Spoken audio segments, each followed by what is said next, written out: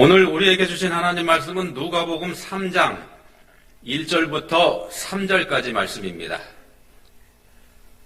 한 목소리로 봉독하겠습니다.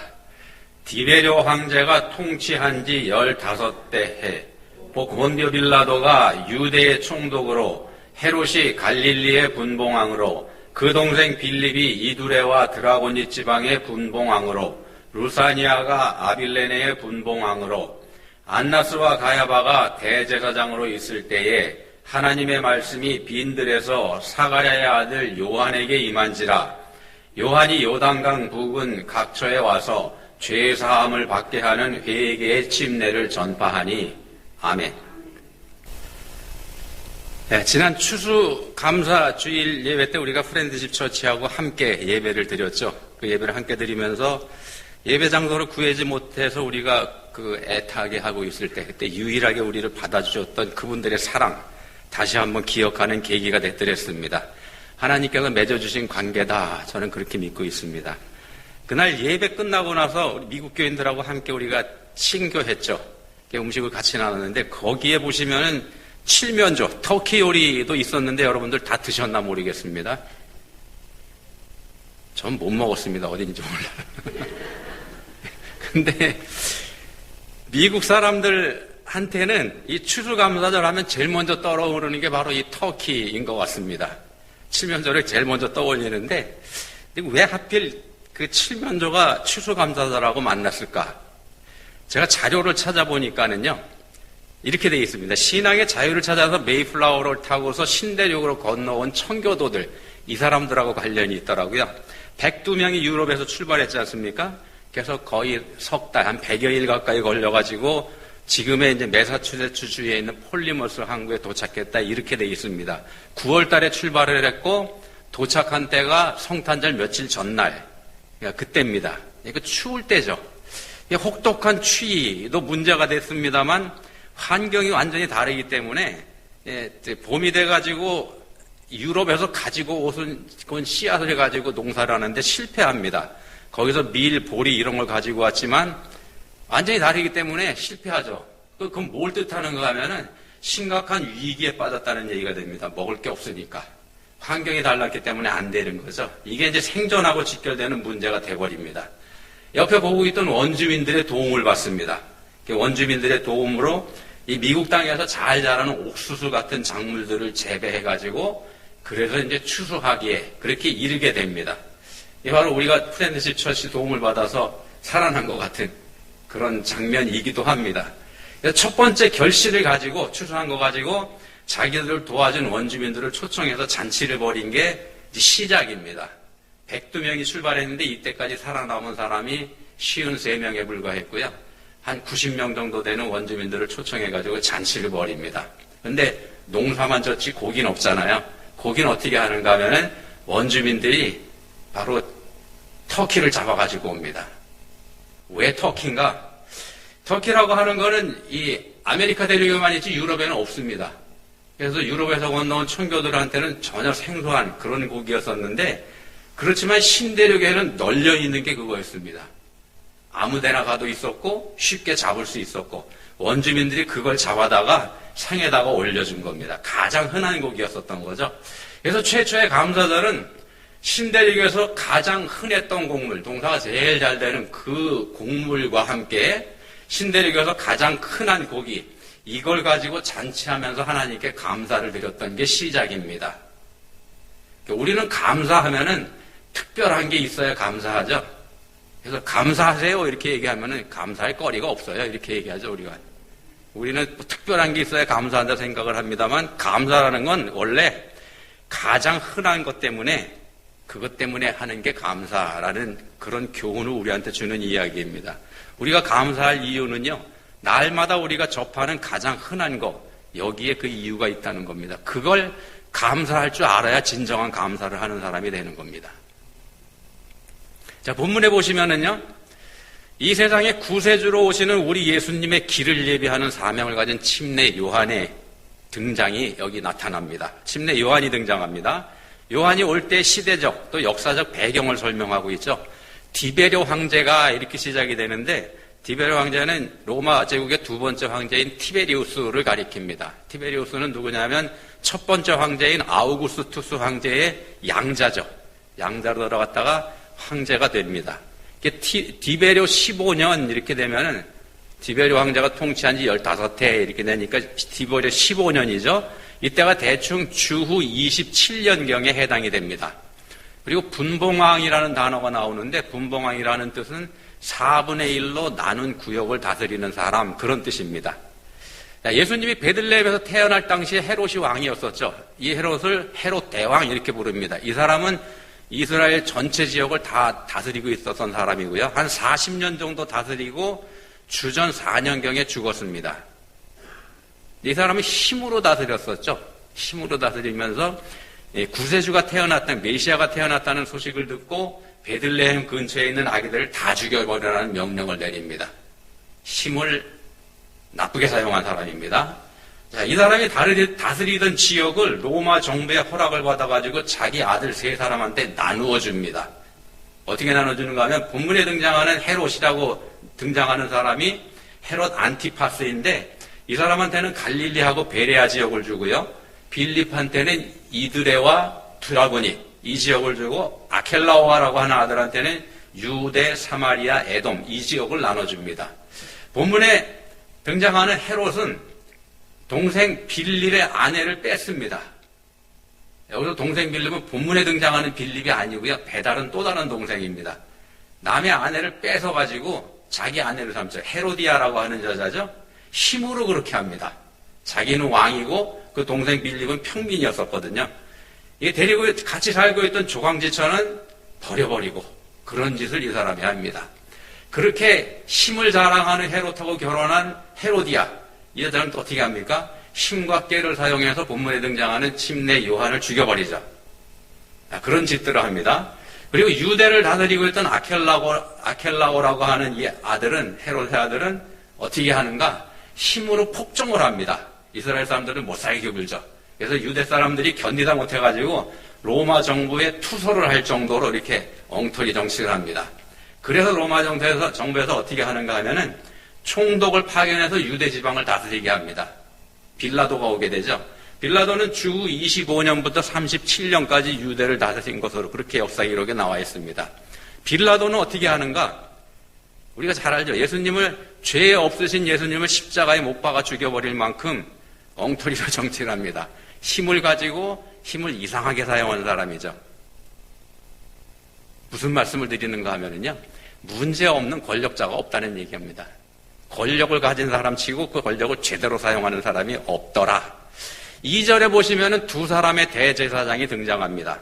안나스라고 하는 대제사장은 주전 7년부터 시작해서 주 14년까지 대제사장으로 섬겼던 사람인데, 그렇게 되니까 본문 당시, 그러니까 요한이 등장할 그 당시에는 이미 자리에서 물러난 사람입니다. 그리고 그때는 공식적으로 대제사장은 누구냐 하면 가야바라고 하는 사람입니다.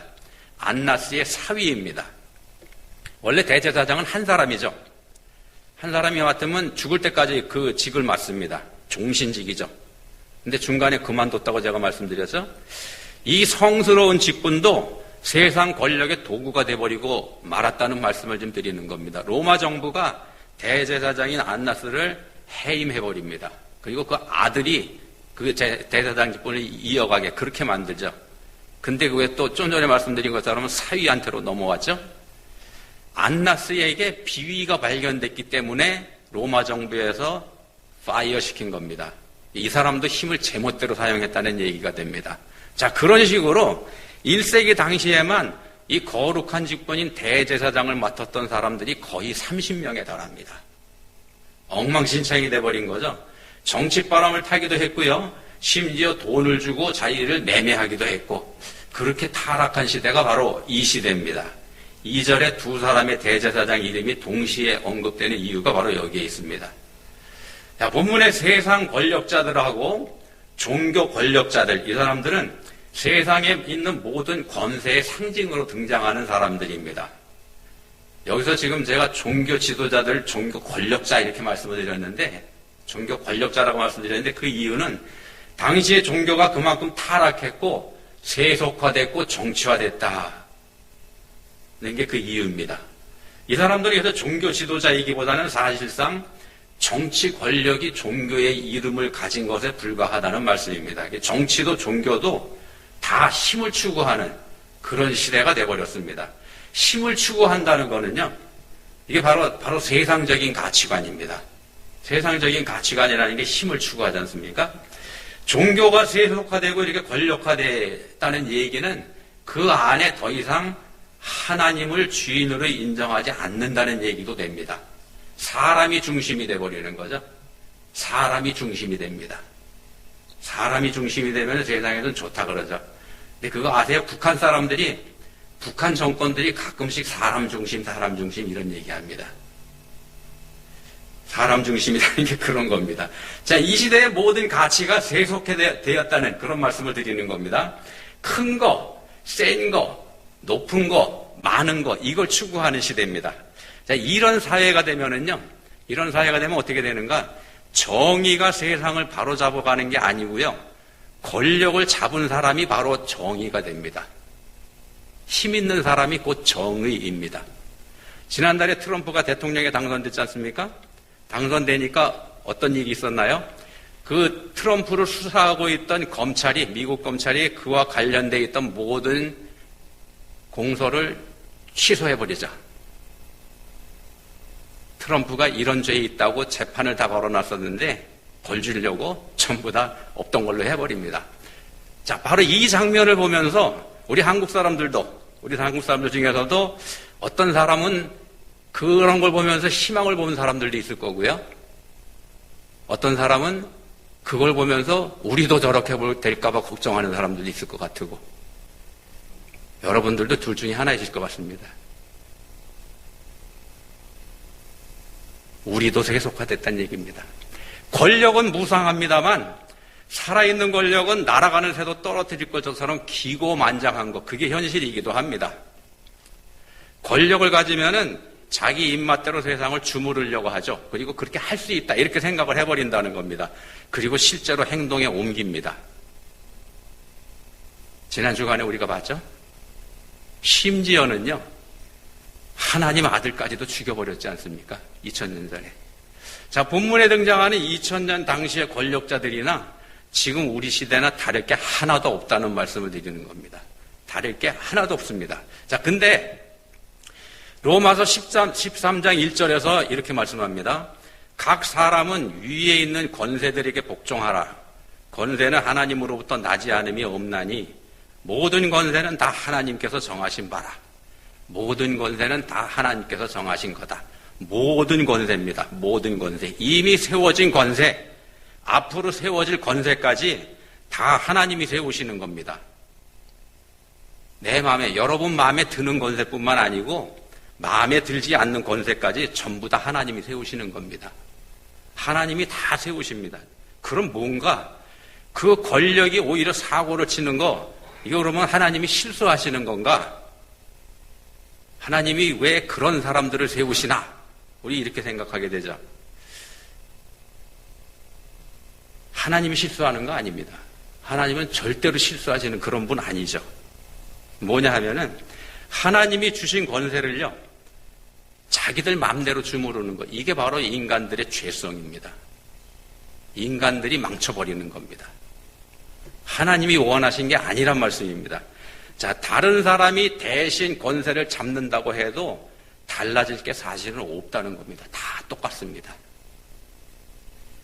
크게 기대 안 하시는 게 좋습니다. 문제투성이 인간들이 권력을 나눠 가지면서 자기들의 유익에만 열중하는 암울한 시대에, 그런 암울한 시대에 하나님의 말씀이 요한에게 임했습니다.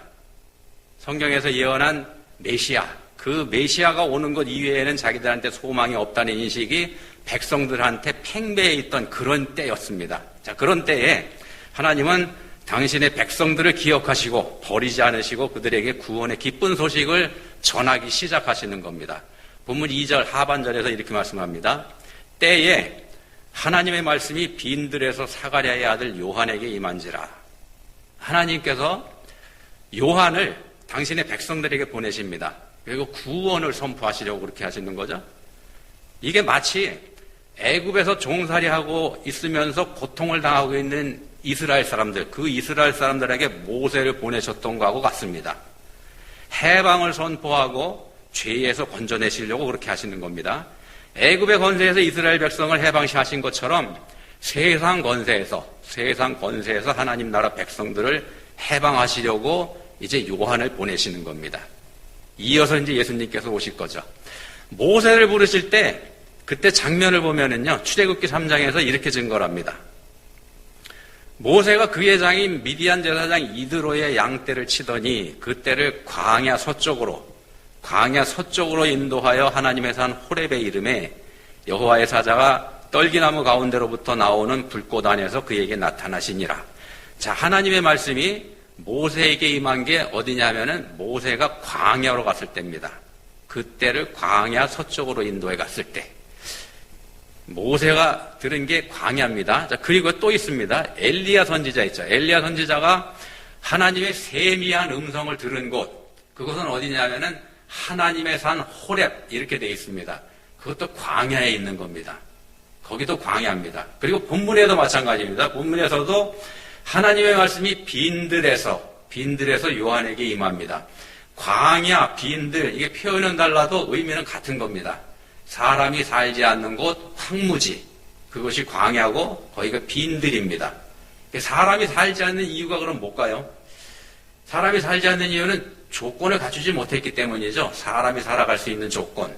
살아가는데 필요한 게 없는 곳이라는 얘기입니다. 그래서 사람이 살 수 없는 데고 살지 않는 곳이고.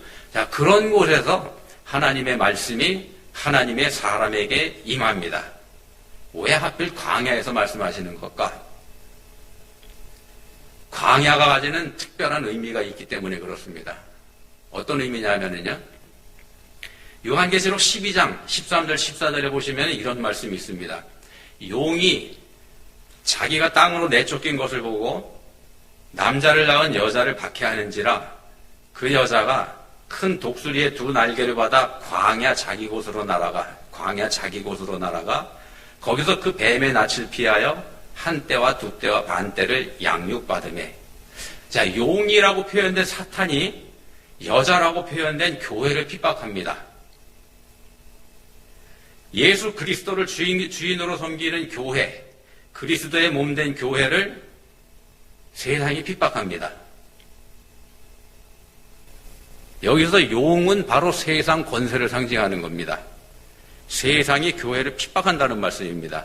왜 그러냐면 가치가 다르니까.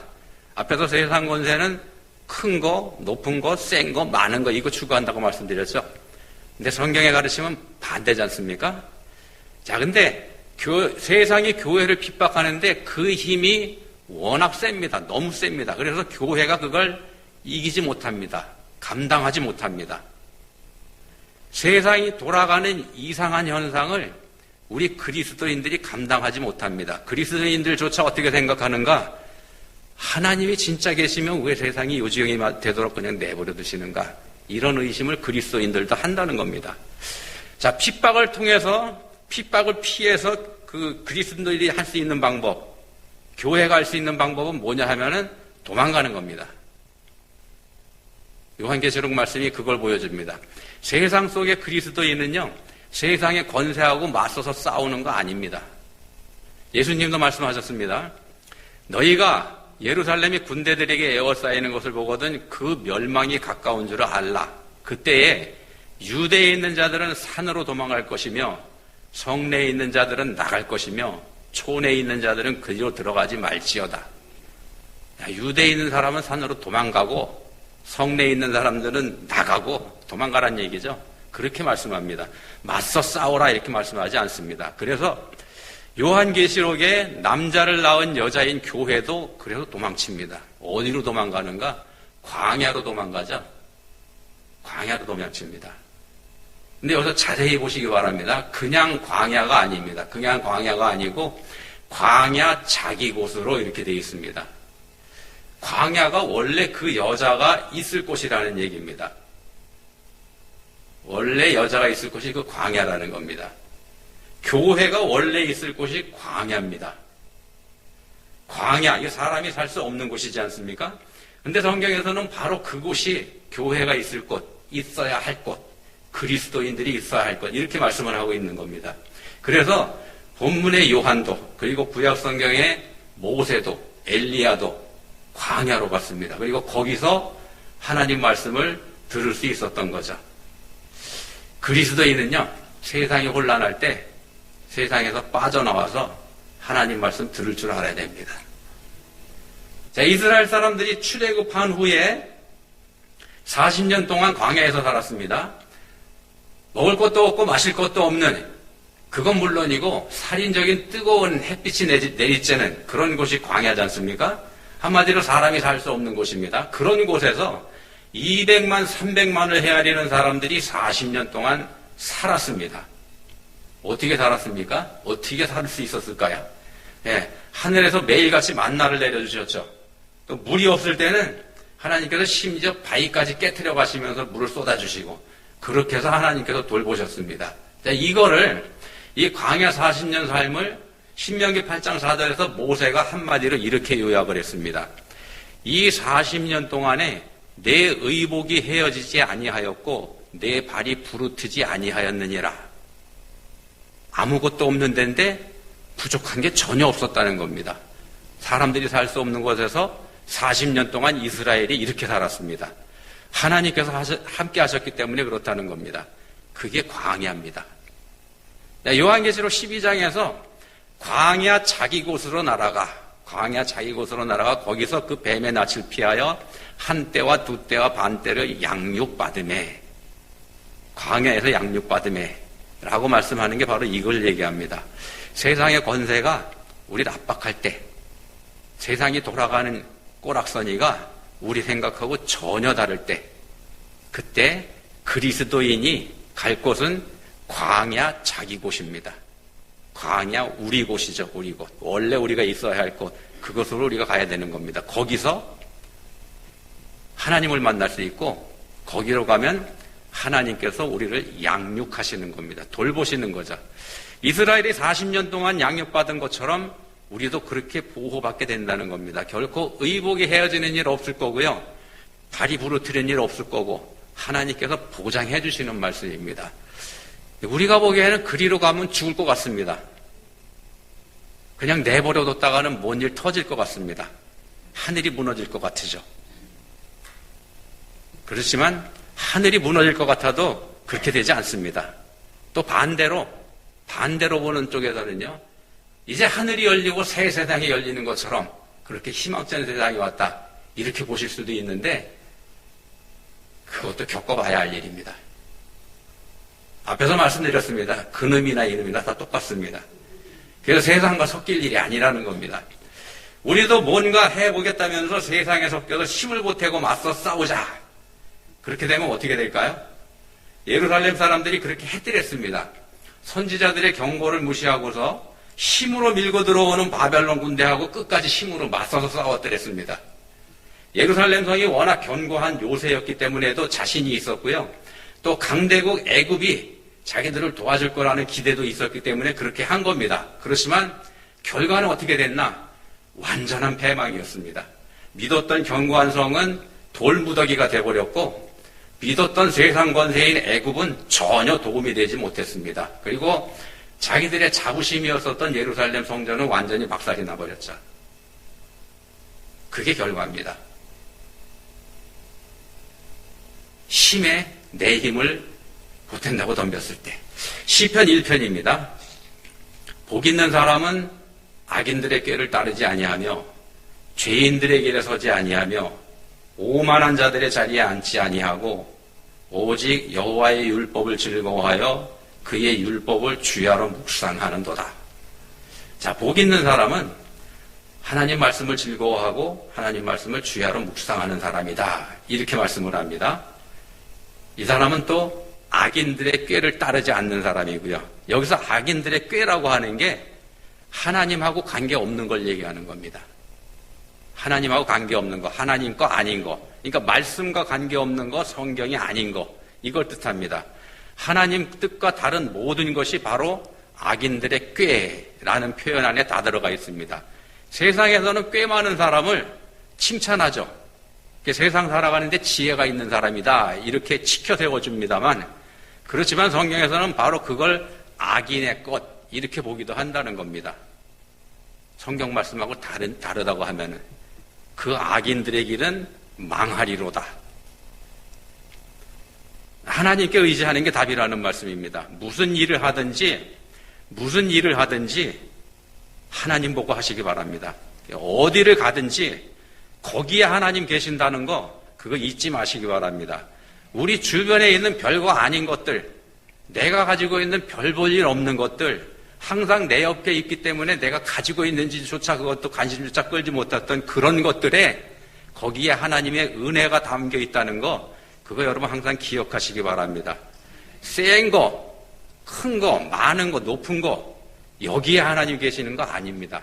하나님의 깊은 뜻, 또 한없는 사랑, 그게 어디 있는가?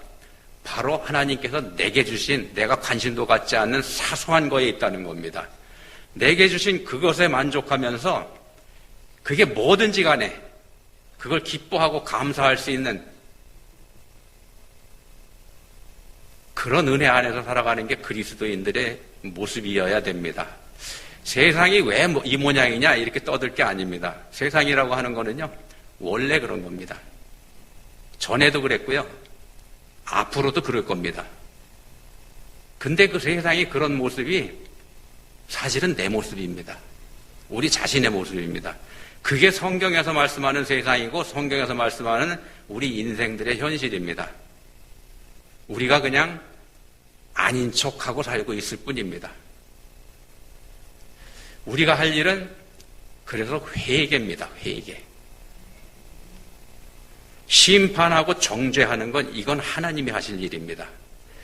세상에 신경 쓰지 않는 게 믿는 사람의 지혜이기도 합니다. 하나님 말씀은요, 아무도 없고 아무도 가기 싫어하는 그런 곳, 가면 죽을 것만 같은 그런 광야, 빈들, 거기에 가야 들립니다.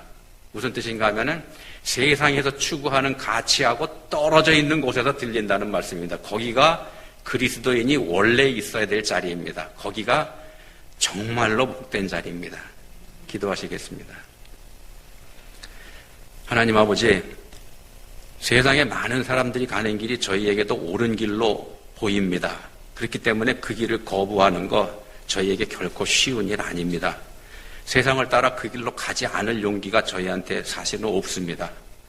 이제 저희에게 은혜 주시기 원합니다. 하나님 말씀을 들을 수 있는 빈들에 저희가 갈 수 있는 용기, 믿음 갖게 해주시기 원합니다. 저희를 도와주시기 바랍니다. 예수님의 이름으로 기도합니다.